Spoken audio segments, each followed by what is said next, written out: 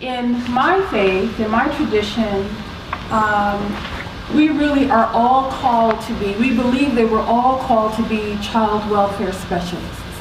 That it is our basic job as disciples to take care of our children.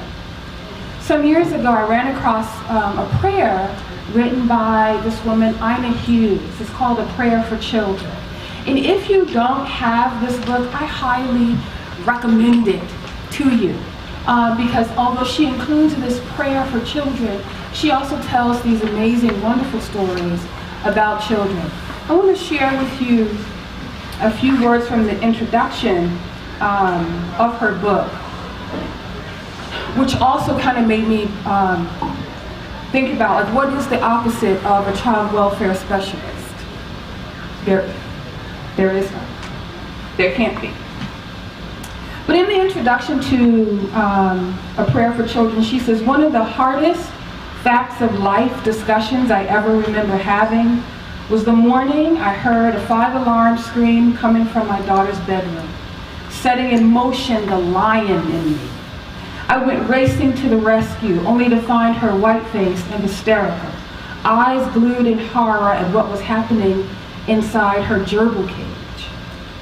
The adult gerbils had eaten their own babies. Try explaining that one to a 6-year-old. We humans have been given the mental and physical equipment to outdo other species in blessing and nurturing our children. Our brains have been fine-tuned to the point that we should automatically put their needs, their welfare above our own. But that's not all. The human heart is big enough to accommodate other people's children as well. To see that not only are we responsible for flesh of our own flesh, but for all children in all places. As long as one child suffers, be it in Rwanda or sitting next to us in church, it shames us all. We don't eat our own babies, as gerbils do sometimes. We exploit them. We forget them. We abuse them. Sometimes we hush them up or forget that they are the real measure of success, be it a family's or a nation's. When we do this, whether we are parents, politicians, preachers, or simply talking over a cup of coffee at the office, we slip down a notch on the animal, vegetable, mineral chart.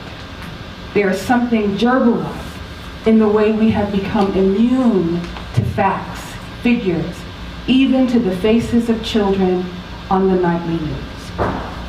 And so here is her prayer for children, and over the years, I have, as I've used it,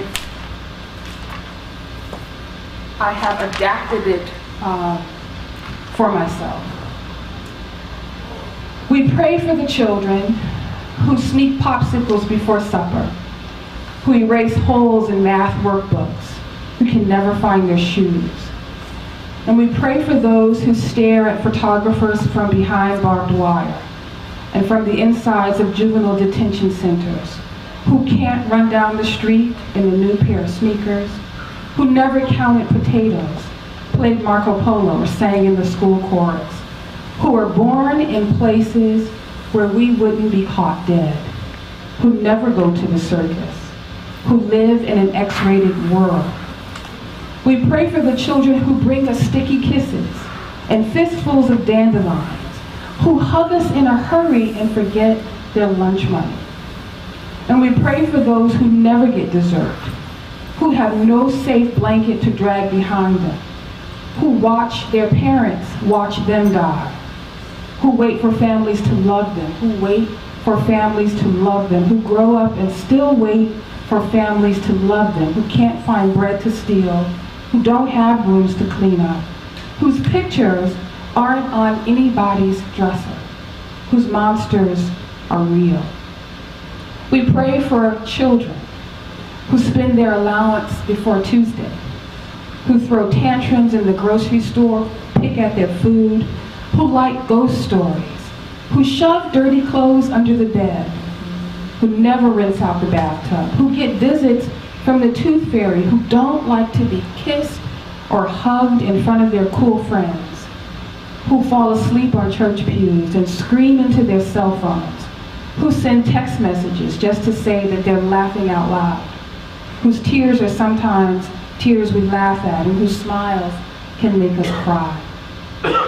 And we pray for those whose nightmares come in the daytime, whose neighbors never seem to see anything, never seem to hear anything, never seem to do anything, never seem to do anything, whose schools blame them for needing to be educated, whose streets are closed for tutoring, but always open for bullets, who will eat anything, who have never seen a dentist, who aren't spoiled by anybody, who go to bed hungry and cry themselves to sleep, who live and move but have no being.